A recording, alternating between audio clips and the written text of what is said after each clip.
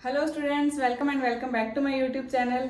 So first of all तो आपको thumbnail देख के समझ आ गया होगा कि मैं आपको एग्जाम के रिगार्डिंग कुछ टिप्स एंड ट्रिक्स बताने वाली हूँ। जैसे कि सीए स्टूडेंट्स के एग्जाम 1 जून से स्टार्ट हो रहे हैं, तो आपको सिर्फ 20 to 21 डेज आपके पेंडिंग है एग्जाम्स में। तो जो भी स्टूडेंट्स पहले तो ये सोच रहे हैं कि जो भी ये वॉर सिचुएशन चल रही है इसके चलते एग्जाम पोस्टपोन हो जाएंगे, तो आपका भी ऐसा कोई ऐसा नोटिफिकेशन नहीं आया है। सीए वालों के एग्जाम पोस्टपोन हुए हैं बट सीएस का कोई भी ऐसा नोटिफिकेशन नहीं आया, तो आप अपनी प्रिपरेशन पे ही ध्यान दो।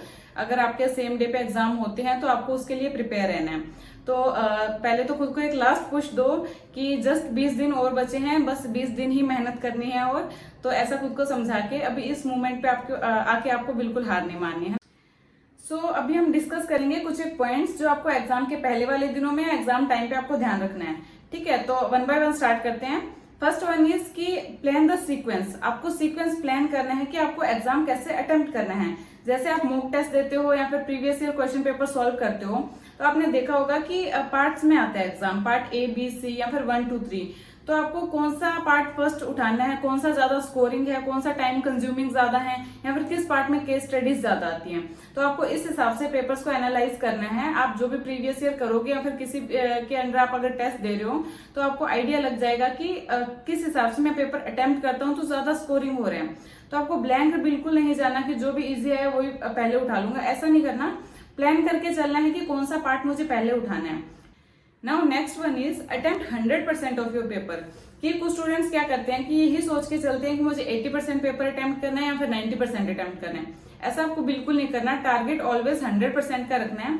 जब भी आप प्रीवियस ईयर पेपर सॉल्व करते हो तो वो तब तक आप सॉल्व किया करो जब तक आप 3 घंटे में 100% आपका पेपर सॉल्व नहीं हो जाए।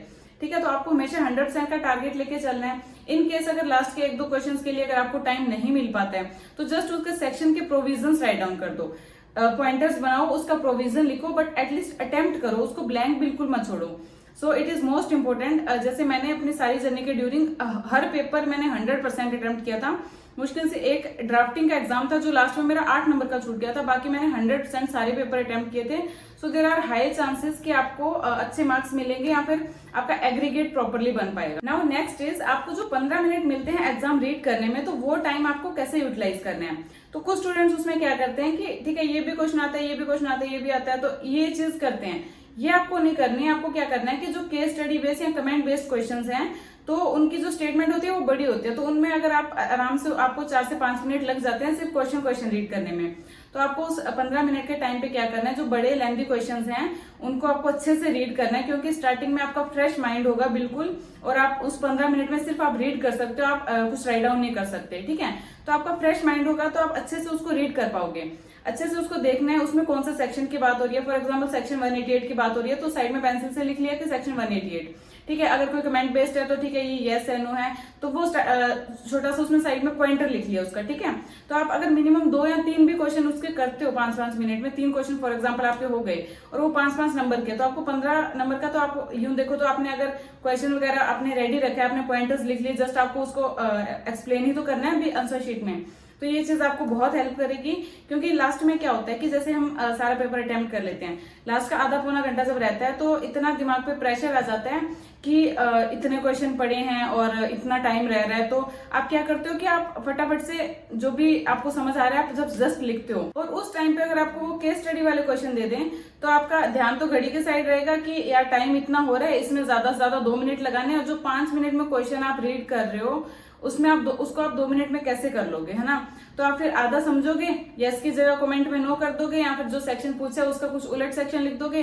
तो ये मिस्टेक बहुत कॉमन है। यही अगर आपने वो पहले 15 मिनट में उसमें अगर आपने पॉइंटर्स लिख रखे हैं कि इसमें ये सेक्शन आएगा, इसमें ये कमेंट आएगा, या फिर इसमें जो भी केस स्टडी है उसका ये कंक्लूजन है, तो आप उसको इजीली अटेम्प्ट कर सकते हो। आपको जस्ट वो पॉइंटर्स रीड करना है, फटाफट से उसको एक्सप्लेन कर देना है। तो ये चीज पर्सनली मैं अपने पर्सनल एक्सपीरियंस से बता रही हूँ, मुझे बहुत हेल्प करती थी। मैं ऑलवेज 15 मिनट्स को, जैसे डायरेक्ट क्वेश्चन है ये देखने में नहीं वेस्ट करती थी कि ये डायरेक्ट क्वेश्चन ये मुझे आता है, क्योंकि वो तो 1 लाइनर क्वेश्चन है यार, वो तो आप एट द टाइम भी आप रीड कर लोगे, आपको तब भी पता लग जाएगा कि आता है नहीं आता है। मेन होता है केस स्टडी वाला पार्ट, जो आप उसको क्वेश्चन रीड करने में अपना टाइम वेस्ट नहीं कर सकते, तो वो आप पहले से करके रखो। नाउ नेक्स्ट वन इज कि आपको एग्जाम डे पे कैसे प्रिपेयर करना है। तो जैसे भी जून में अगर आपके एग्जाम है तो आपका मॉर्निंग शिफ्ट में होगा एग्जाम, दिसंबर वालों के एग्जाम इवनिंग शिफ्ट में रहते हैं और जून वालों के मॉर्निंग शिफ्ट में रहेंगे। सो आपका 9 से 12:15 तक का एग्जाम होगा। तो अगर वो सिंगल ग्रुप दे रहे हैं तो आपके लिए तो आसान हो जाएगा, क्योंकि आपको गैप रहेगा, बीच में छुट्टी रहेगी, तो आप आराम से उसमें कर सकते हो प्रिपेयर। बट जो इकट्ठे एक साथ ग्रुप्स दे रहे हैं तो उनको ये है कि एक भी दिन का ऑफ नहीं रहता, बीच में तैयारी करने का टाइम नहीं मिल पाता। ठीक है, तो आपको कैसे प्लान करना है। तो आप जैसे एग्जाम दे के आते हो 12:15, तो उसके बाद मैं मान के चलती हूँ 8 से 9 घंटे आपके पास हैं प्रिपरेशन के लिए। और नेक्स्ट डे अगर आप अर्ली मॉर्निंग उठ के करते हो तो 3 से 4 घंटे वो हैं। तो 10 से 12 घंटे आपको इनफ टाइम होता है किसी भी एक सब्जेक्ट को कंप्लीट करने के लिए। सपोज कि आपके उसमें 20 चैप्टर्स हैं किसी भी सब्जेक्ट में, तो उसमें से 15 इंपॉर्टेंट चैप्टर्स हैं। तो 12 घंटे में 15 चैप्टर्स आप कैसे कर सकते हो। फर्स्ट ऑफ ऑल तो आपको जो भी मटेरियल ऐसे जो आपने अभी तक टच नहीं किया तो वो तो बिल्कुल भी नहीं उठाना। उस टाइम पे आपको क्या उठाना है, आपको जो आपने अगर अपने सेल्फ नोट्स बनाए हैं वो उठाने हैं। मतलब मेरा कहने का मतलब ये है कि जो मटेरियल आपने अभी तक फॉलो किया है आपने वही मटेरियल यूज करना है। लाइक अगर आपने सेल्फ नोट्स बनाए हैं, आपके एकेडमी के नोट्स है, तो आपने वो उठाने हैं। इन केस अगर आप मॉड्यूल से ही प्रिपरेशन करते आ रहे हो अभी तक, तो आपको मॉड्यूल से प्रिपेयर करना है। तो जो भी लाइक 15 चैप्टर इंपॉर्टेंट थे वो आपके 12 घंटे में आराम से हो जाएंगे। तो रेस्ट जो आपके 5 चैप्टर है वो सपोज कि ऐसे हैं जो किसी भी 2-3 अटेम्प्ट में एक बार उनका क्वेश्चन आ जाता है किसी चैप्टर से। तो उनको आपको कैसे करना है, तो आपको जो ट्रैवलिंग टाइम है आपका एग्जाम से घर तक आते हो, या फिर जो किसी का ज्यादा ट्रैवलिंग टाइम रहता है तो वो टाइम आप यूटिलाइज कर सकते हो। उनमें आप या तो उन चैप्टर्स की मैराथन देख सकते हो, फास्ट फॉरवर्ड करके उसको मैराथन को देख सकते हो कि इंपॉर्टेंट इसमें जो भी 1-2 क्वेश्चन फ्रेम होंगे तो वो कौन से होंगे, उनका आप पॉइंटर्स देख सकते हो। ठीक है, तो या फिर एग्जाम हॉल में आप 15 से 20 मिनट पहले पहुंच गए तो 20 मिनट अगर आप खड़े हो तो 2 चैप्टर्स वहां पे देख सकते हो। तो वो लास्ट वाले चैप्टर्स आपको वैसे करने हैं। Now last and important one is कि कुछ स्टूडेंट्स क्या करते हैं कि एग्जाम हॉल में जाके पैनिक करने लग जाते हैं। अगर कोई 2 स्टूडेंट आपस में बात कर रहे हैं कि भाई तूने डिविडेंड वाला सेक्शन किया, वो तो आएगा, वो तो इम्पोर्टेंट है, तो आपको उस मोमेंट पे लगता है कि यार डिविडेंड वाला मुझे याद नहीं आ रहा क्या था। चाहे आपने वो पढ़ा हो बट आपको उस मोमेंट पे याद नहीं आएगा, क्योंकि आपने टेंशन ले ली उस चीज की, है ना। या फिर कोई अगर बोल रहा है कि मुझे तो सब आता है, सब एकदम से याद है, तो उनकी बातों पे आपको ध्यान नहीं देना है। आपको जस्ट खुद पे ट्रस्ट करना है कि आपने पूरे साल भर मेहनत की है, आपने रात रात भर जाके पढ़ाई की है। सो आपने अगर मेहनत की है तो आपको वो चीज याद भी आएगी और आपका एग्जाम भी अच्छा जाएगा। बस जो आस पड़ोस की बातें हैं उन पे ध्यान नहीं देना है। Just believe in yourself, ये बहुत ही इंपॉर्टेंट चीज है, क्योंकि बहुत बार ऐसा होता है कि आपने बहुत प्रिपरेशन की है, या तो आप टेंशन के मारे एग्जाम छोड़ आते हो, या फिर आप क्वेश्चन का सीक्वेंस गलत कर आते हो, है ना। तो ये चीज आपको पैनिक नहीं करना, आपको टेंशन नहीं लेना। आपको जस्ट क्या करना है कि आपको एग्जाम हॉल में जाना है, कंफर्टेबल होके बैठना है, और जब तक आपके पेपर डिस्ट्रीब्यूट नहीं हो जाते तब तक आपके जो 2-4 मिनट आपको मिलते हैं, आपको शांत मन से जिस चीज पे आप ट्रस्ट करते हो भगवान जी का नाम लेना है। जैसे मैं क्या करती थी, जब तक पेपर डिस्ट्रीब्यूट होता था तो मैं हनुमान चालीसा पढ़ती थी, और उसके बाद जस्ट पेपर रिसीव होते ही मैं ऐसा कि भगवान जी संभाल लेना, इतना करके मैं पेपर स्टार्ट कर देती थी। तो आज तक कभी ऐसा पेपर नहीं गया जिसमें मैंने हनुमान चालीसा पढ़ के स्टार्ट नहीं किया हो, और आज तक आई थिंक कोई ऐसा पेपर गया भी नहीं जो मेरा कोई छूट गया हो, या फिर नहीं आता कुछ पॉइंट्स, वो अलग बात है, बट पैनिक के कारण अगर मेरा कोई पेपर छूटे ऐसा कुछ नहीं हुआ, है ना। तो ये चीज आपको बहुत बहुत हेल्प करती है। आप एक बार ट्राई करके देखो, जस्ट शांत मन से भगवान जी को याद करना है और अपना पेपर स्टार्ट कर देना है। आपको उस 5 मिनट में ये नहीं देखना कि मैंने वो टॉपिक कर लिया था, वो कर लिया था, अरे वो छूट गया, अरे ये चीज नहीं करनी, उसमें आपको कुछ भी रिकॉल नहीं करना। जस्ट आपको शांत मन से भगवान का नाम लेना है, पेपर स्टार्ट कर देना है, फिर जो होगा वो देखा जाएगा। अगर आपने मेहनत की है तो ऑब्वियसली आपको रिजल्ट मिलेगा। सो ये कुछ पॉइंट थे जो आपको ध्यान रखने हैं।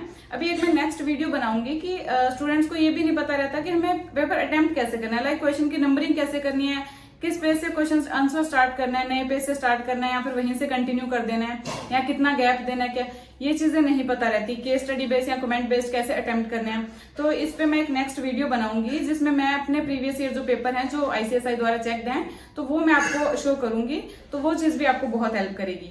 सो अगर आपको हेल्प मिली हो या फिर आपको थोड़ा बहुत मोटिवेशन मिला हो, so please do like share and subscribe and stay tuned for next video. Thank you so much.